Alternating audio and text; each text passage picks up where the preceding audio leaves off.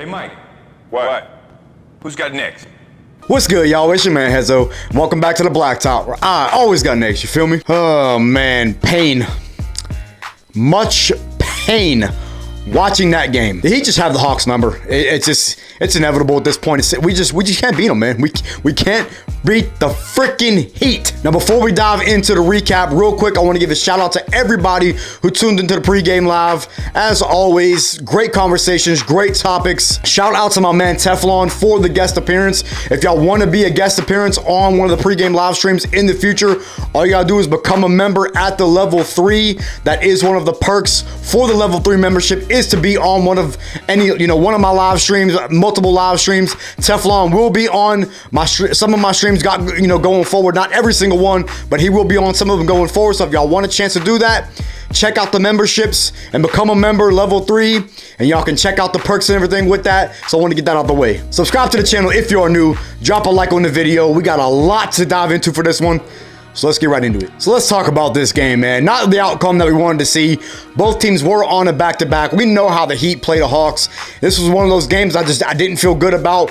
We did win the last matchup on MLK Day. I don't even remember how it turned out. Seems like forever ago at this point. But this game started out and Atlanta was just ice cold offensively. They were attacking the rim, but just could not make a jump shot. Miami was racking up the turnovers, but Atlanta just could not capitalize off of the turnovers. They had like 7 turnovers in the first quarter, but Atlanta was still trailing. Miami was knocking down the 3-ball early on. Bam really got going offensively in the second quarter, and it was a close ball game at the end of the first, but it seemed like after that, Miami just hit the switch and really just started to turn up. The Heat continued to knock down threes. Cody Zeller came in and gave a huge impact off the bench. Had like 13 points in the first half. I don't think he played much in the second half, but had like 13 points in the first half and was a huge reason why Miami was able to get a big lead. Miami kept attacking, drawing contact, getting to the free throw line. We saw it all night long. We see it every single time that these two teams match. Miami's just a more physical team and always lives at the free throw line. And it's time for people to stop blaming the referees in that. Like, they out physical. I don't know y'all get what the hell I'm trying to say. They're just a more physical ball club. The culture down in Miami, the coaching, the defense. I don't understand how Miami's such a low seed because they have so much talent. Now I know they've been kind of battling injuries, which I mean every team has, so I'm not even gonna blame it on that. But Eric Spoelstra is one of the best coaches in basketball. They got Jimmy Butler, they got Bam, who's an all-star, who just dominated the entire night, finished with 30 and 11 on the night. And the Heat were just in cruise control for most of the first half, went up 17 going into the break. TRAE and DEJOUNTE, man, that was probably the worst performance I've ever seen both of these players play at the same time. Now I'm gonna talk about them a little bit more in my final recap, or my final takeaways, I'm sorry. But they struggled in the first half. They continued to struggle in the second half. Both just kept shooting. And Miami started to run away with it. Went up as much as I think 21 points, and it was really just all Miami for most of the third quarter. And then Atlanta started to get some rhythm, started to knock down some shots. Bogey hit some shots. Sadiq Bay was huge. He hit some shots, cut it down, went on a run and cut it down to 12 going into the fourth quarter. And at that point, it was kind of anybody's ball game because Atlanta had the momentum on a run and then started the fourth quarter on a run as well. Sadiq Bay was huge in this one. He came in again and I think hit 4 threes off the bench. And I'll be honest with you, and I'm gonna talk about him a little bit more in my final takeaways as well. But he might be the starting power forward going forward for this team. Atlanta got the lead down to as little as 5 points, man. And it looked like another one of those comebacks that we might just see, but we just fell short in the end. We just could not get enough stops down the stretch of the ball game. Bam was just incredible the entire fourth quarter. I think he had like 10 points in the fourth quarter. Just a huge quarter for him in general. Crashing the glass, playing defense, and scoring.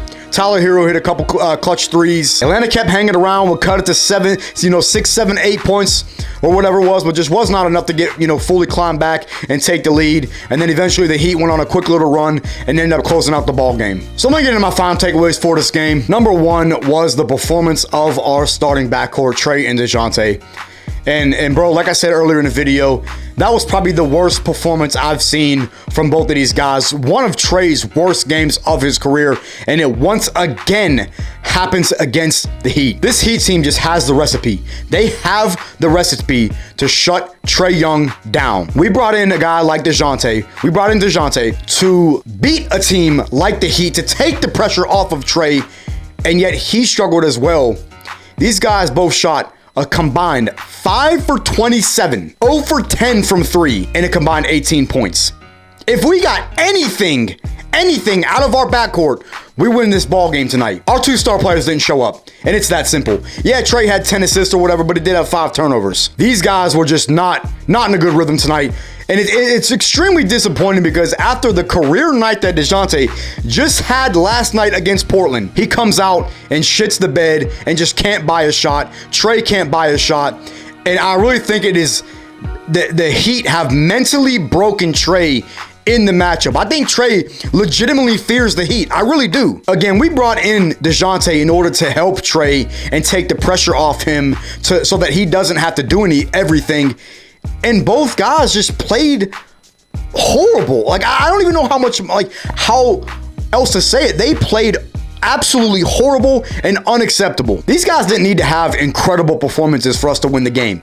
But if DEJOUNTE gives us, if both of these guys give us 20 apiece or, 15 and 20 or whatever, we probably win this game because other guys were stepping up. Now, John Collins didn't do shit, but Sadiq Bay had a pretty solid game. DeAndre Hunter had a pretty solid game. Clint Capella had a solid game. Okongwu had a solid game. We got players to step up with the role players, but our 2 stars did not show up. And you're not going to win many ball games when your 2 star players shoot 5 for 27 from the field and 0 for 10 behind the 3-point line. So number 2 again is the impact of Sadiq Bay. I've mentioned this in several videos. I've mentioned this in several streams.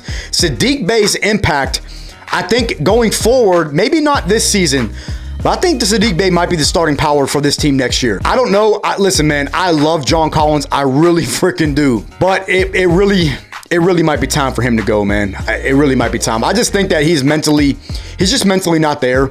And I think it's because of all the trade rumors. I really think that his time on this team, it really may be up. And I think he really just needs a fresh start where he can flourish somewhere else because he has not played great basketball the entire season. He's not played great since the All-Star break. His 3 ball is not falling. And Sadiq really, since he's came over in that trade, has shot incredible from the field. He's shooting, I think, 50% from 3. I think he's like 18 for 34 or something like that. He's closer to 50% mark from 3, if not over it. And he's hitting around 3 or 4 threes a game on extremely efficient shooting percentage. He had 22 again tonight to lead our guys off the bench.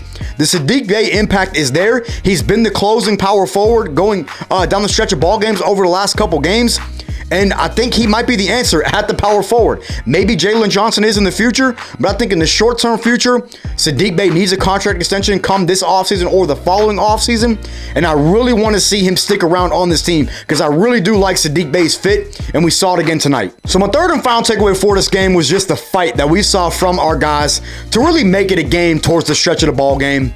And a lot of that happened with Trae on the bench, which is kind of alarming and it's kind of eyebrow raising. But under Nate McMillan, and I credit Quinn Snyder for that. Under Nate McMillan, in my opinion, with the way that Trae and DEJOUNTE were playing, with being down 20 plus points, if this was still under Nate McMillan, we would have lost by 30 tonight. With our 2-star players playing as bad as they were on the road against this Miami Heat team, we would have lost by 30 if Nate was still the coach. But Quinn rallied the guys, stuck with what was working in that run, kept Trae on the bench, because it was whenever he was on the bench, it was working. They fought back into the game. Even though DEJOUNTE wasn't playing well, other guys were stepping up, and I feel like if that was under Nate, we would not have saw that. Jalen Johnson was getting big minutes down the stretch of the ball game. John Collins didn't even play. I don't even think he played the entire 4th quarter. Finished with 3 points tonight.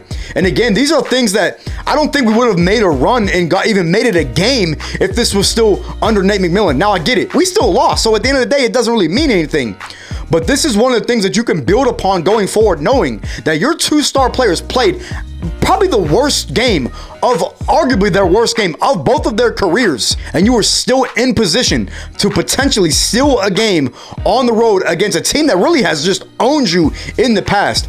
I like the coaching that I'm seeing from Quinn Snyder. Guys are not giving up. The energy is still there. They are still fighting, trying to win this game, as opposed to in the past. I feel like we would have just rolled over and just accepted the L and moved on to Monday night. Credit to Quinn Snyder for that. Obviously, it didn't result in a win, but hopefully we can build on that. Build on that going forward. I do not think that TRAE and DEJOUNTE will both have an abysmal night like that at the same time. Which again, if we would have got anything out of these two guys, I feel like we would have won this ball game. TRAE finished with 8 points, 5 turnovers. DEJOUNTE finished with 10 points. Again, combined over 10. Y'all don't need to see the stat line. Y'all don't need to hear the stat line. Just go and look. I mean, watch the game. They played so bad. And again, TRAE, I don't know, man. I think it's just the Heat are his kryptonite. The Heat just own him. It's just that simple. So I'm gonna pretty much leave it there, man. Not too long of a recap. We do see these guys again on Monday night, so we cannot lose back-to-back games with them with the way the standings are of how close we are, 2-6. This was a big game that we lost, but it was in a back-to-back. It was on the road. It happens. It just was not our night offensively. We couldn't get enough stops down the defensive on the defensive end of the court, down the stretch of the ball game. It is what it is, man. We chalk up this L. We move forward to Monday, and hopefully we can bounce back and get a dub and take the split against this Heat team, because if we lose to them again, it's just going to create more space between us and them, and then the Raptors and Wizards are right on our heels for that, for the A spot. So it really is going to be a battle from here, here on out going forward. Hopefully our schedule, I don't know exactly what our schedule is going forward, but hopefully it gets a little bit easier. I know we got Boston coming up, which is going to be a very tough game, but we just got to string together some wins, man. We can't keep doing this, win 2, lose 1, win 1, lose 1. It's too inconsistent. Now, I don't think this is going to be our season to make a run. I think next season, once with the off season with Quinn Snyder, a full off season with our guys, I think that's really what's going to be, the potential, the gear shift, whatever you want to call it, that we may see next season. We just got to wait and see. Y'all leave your thoughts down in the comments on this one. What did y'all think about the game overall? Do you see us winning on Monday night? Drop a like on the video, and I will catch y'all next episode.